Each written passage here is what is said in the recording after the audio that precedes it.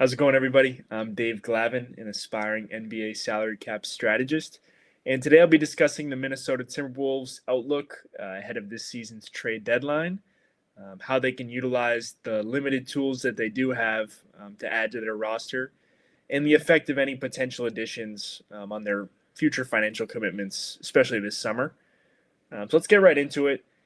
Currently, they're 27 and 18. I'm filming this on the night that they play Golden State.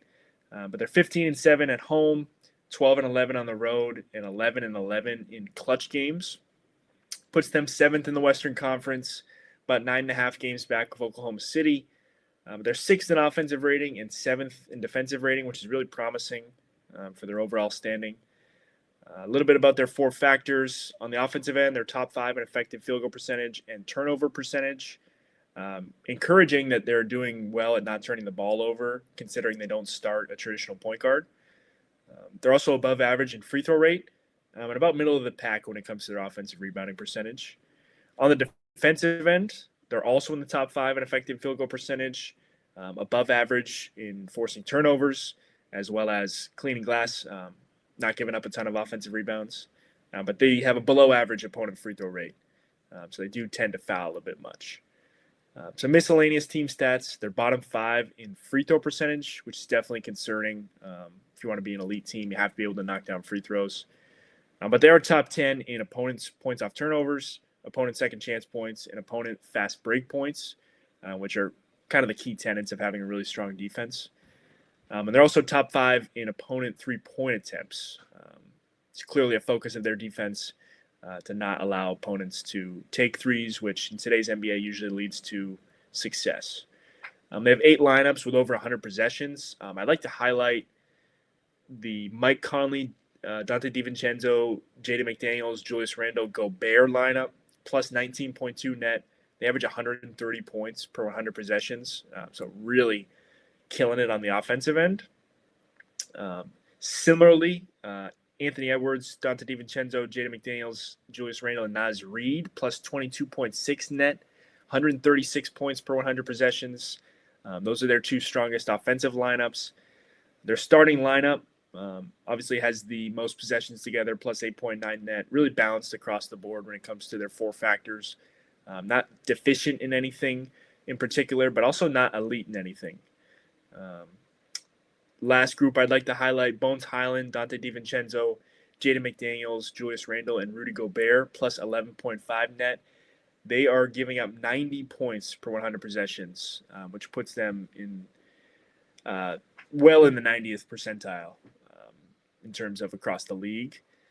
Goal at this deadline is to maximize contention for this Ant, Julius, Rudy, Jaden group.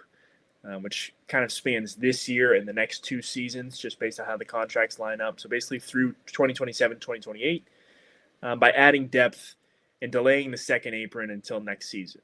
I think this is a team that should be willing to spend into the second apron, but I think you should avoid it this year. Once you do go in, you essentially have a 2-year window before the financial consequences become too severe for it to make sense. As far as their roster, they've got 14 out of 15 slots filled, all through 2 ways. They're about 3.5 million below the second apron right now, which this season, again, I think is a de facto hard cap for them. Don't expect them to go over that. They have no tradable first-round picks. They have 2 tradable swaps. I know they can trade swaps that they've already made, but those aren't going to have much value. So 2028 and 2032, they still have available to trade. As swaps, and they have 6 second-round picks. Essentially, they have 4, though. 2029 can't be traded because it's contingent upon their 2029 first-round pick to Utah. So if that doesn't convey, then they would have to send that 2029 second. And this 2030 Memphis second is just a dummy second-round pick, top 50 protected. That's not going to have really any value on the open market. As far as expiring contracts, got Mike Conley, at just under $11 million, 10.77. Bones Highland has been a solid pickup for them on the minimum at $2.3 million. Joe Ingles, their veteran, along with Mike Conley at the minimum as well, and Jalen Clark at $2.2 million. he's going to be a restricted free agent. They have his early bird rights, I believe, this summer. In terms of at-risk exceptions, they have the tax mid-level, which they have until the end of this season. That can only be used to sign a player, so I don't expect them to use that unless it's someone in the buyout market. But even then, that would be a minimum contract for the rest of the year. They do have a Nickeil Alexander-Walker trade exception that they generated this past summer that doesn't expire until this following summer, but their best opportunity to use that is going to be at this deadline. That's about $7.5 million. We'll get into that a bit later about how they can use that this season and potentially generate a new one using Mike Conley's expiring deal. As far as their roadmap, the time of this video, they've lost 4 straight. A couple of those was while Rudy was suspended, but have to get back on track just considering how competitive the Western Conference is. Do not want to get in that 9-10 range at all. They're coming off back-to-back Western Conference Finals appearances to Dallas and OKC. They lost both of those. They were competitive against Dallas. I know it was a 5-game series. A couple of those games, they only lost by 2 or 3 points, but they only mustered 2 combined wins in those series.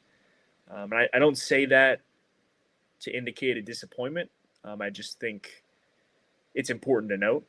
But in a short amount of time, Tim Connolly has laid the foundation for winning in Minnesota, which is a historically poor franchise. But how can they reach that ultimate goal of raising a banner? For both of those runs, they essentially relied on an 8-man rotation, and their fatigue showed down the stretch. And I think part of it can be attributed to having a young and inexperienced team. They're not used to playing that deep into the playoffs.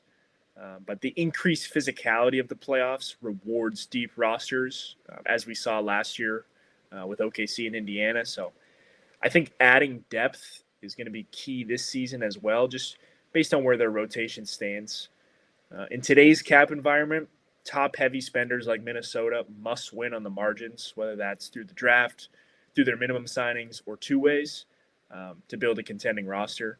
And I think their inability to extract rotation caliber talent from their 2 2024 first-round picks, Rob Dillingham and Terrence Shannon Jr., as well as losing role players in free agency like Nickeil Alexander-Walker, Josh Minott, and Luka Garza, have put them in a difficult position to have the depth that it takes to contend for a title. I know Minott and Garza didn't do much, but we're seeing what they can do in Boston on essentially minimum contracts, and you let them walk out the door. It's a tough pill to swallow when you're such a top-heavy spending team. You have to hit on the back end of your roster. Nickeil Alexander-Walker, there's not much they can do about that. They prioritize Naz Reid, and while he's having a great year in Atlanta, I think Naz was the right choice. But the Dillingham trade in particular, I know he's only 21, but giving up the 2 years of draft control in 2030 and 2031 is looking to be pretty damaging for them, just because I think that would be incredibly useful now as a tool to upgrade the roster. But regardless, Mike Conley's regression has also added to the strain on their rotation. While his experience is incredibly valuable for them, I think it's a luxury that they can't afford, just given his roughly $11 million salary and lack of other tradable contracts that they have, assuming they want to keep their top 6 intact. Additionally, he really hasn't been able to make a positive impact on either side of the ball this season. 52 true shooting percentage, and he's in the 8th percentile for defensive estimated plus minus. Although he's on an expiring contract, it's going to take a significant amount of these very limited draft assets that they have to bring back a real upgrade, because he's a negative asset at this point, but I don't see many other options. So that conversation they're going to have internally is whether or not losing that draft capital is really worth the rental that it most likely will be as a rotation upgrade for the rest of the year. I'm going to highlight a few packages for Conley, a few targets that they could go after. But I want to discuss the viability of keeping their top six intact first. Naz Reid in particular, he provides a competitive advantage that few teams have, given his size and scoring ability. He shoulders an insane amount of their bench production, especially this season with the losses that they had in terms of role players. But he's in year one of a 5-year, $125 million deal.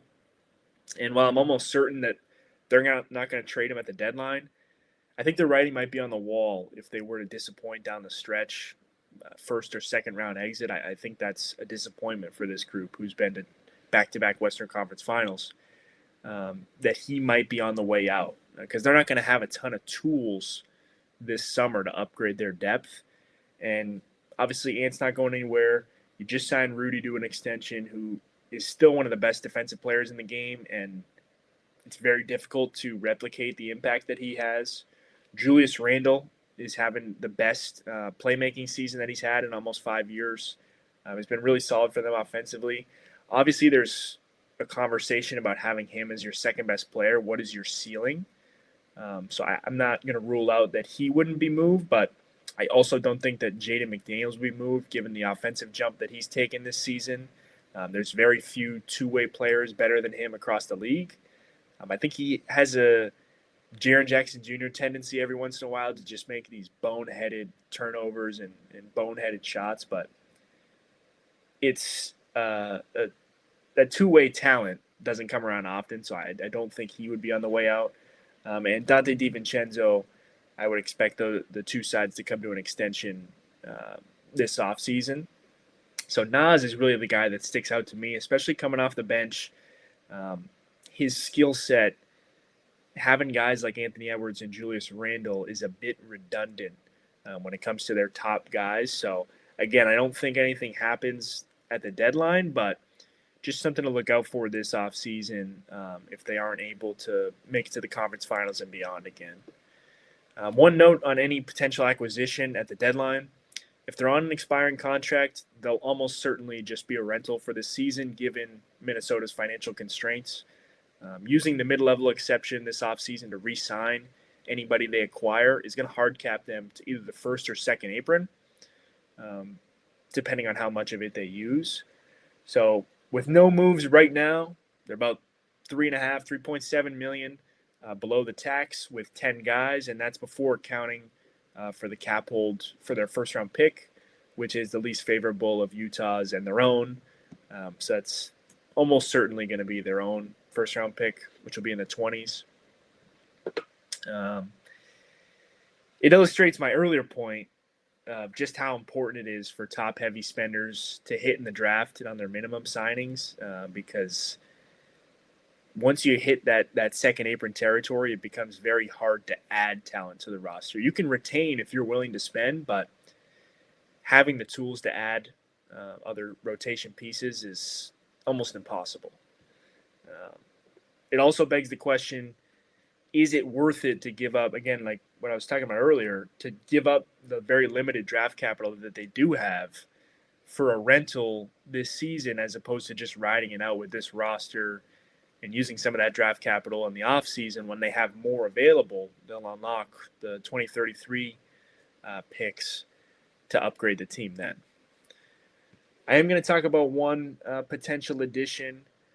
I don't think Indiana would be willing to give him up because they're essentially in a gap year and he's still a really good player. But I think TJ McConnell is exactly what Minnesota needs, and he's under contract through 2028-29 with partial guarantees on the last 2 years of that deal. Brings really high basketball IQ, toughness, and a maturity that this young team really needs. Doesn't turn the ball over. Really good free throw shooter. You could trust him at the end of games to be in there. And I don't think Indiana is going to want to part with him, even if they were to get these 3 second-round picks. But this is the framework I came up with.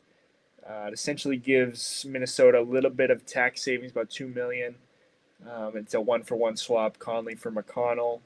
And this wouldn't hard cap. Indiana's already hard capped at the first apron, so it doesn't really have any effect on that, taking money back. But I had them sending out the 2027 Cleveland pick, 2031 most favorable of their own, and Golden State second, and a 2032 Minnesota second as well. Again, don't think Indiana's going to move him, but would be a great fit in Minnesota. If they were to make this trade, would put them about 12 million below the second apron. Call that roughly 10 once you account for their first round pick. That would be with 12 active contracts with that pick as well. They'd have access to the tax mid level to potentially re-sign Jalen Clark, who's a restricted free agent this summer. I have what that would look like here. This is with a 7% increase in the cap for that tax mid level estimation, and that would leave them about 6.2 million below the second apron, needing to fill out 2 more roster spots, and they would be hard capped at the second apron if they were to use the tax mid level. Other targets at the deadline this year, I think, could be Jose Alvarado, who's in a ton of mock trades just because of how bad the Pelicans are. He's essentially on an expiring. He has a player option for about $4.5 million next year, but I expect him to opt out just because he's worth at least that. So he'll get that again, if not more, in free agency. And a couple Bulls guards that I don't think that they'll part with, but could be good fits in Minnesota. Ayo Dosunmu makes about $7.5 million. Turned into one of the best three-point shooters in the league this year. And Trey Jones, who's been really solid for them. Just like his brother, really good assist-to-turnover ratio, and then plays winning basketball. But targeting guys, I know Jones doesn't apply, but Alvarado and Dosunmu do, who have a salary under $7.5 million, would allow them to use this Nickeil Alexander-Walker trade exception and potentially generate a new one for Mike Conley's outgoing $10.7 million if he were to be the one out. So just one thing to note, because having trade exceptions like that, again, when you're a high spender, are some of the only resources that you will have to upgrade the roster, assuming you don't get hard capped. Another interesting flyer on a two-way deal, Jamari Bouye, I believe I'm pronouncing that right, played really well for Phoenix early in the season. I didn't mock up anything just because you really see teams trade for two-way guys. So I think it's really unlikely. I wouldn't be surprised to see Phoenix convert him later in the year. But I do think he could give Minnesota a spark off the bench. I just don't think Conley is producing at a level, especially at that number, that's effective for them anymore. Appreciate anyone who tuned in. Really excited to eventually see some deals over the next 10 days before the deadline. And I'll be analyzing any trades that happen and how those deals affect each team's plans this summer. Thank you.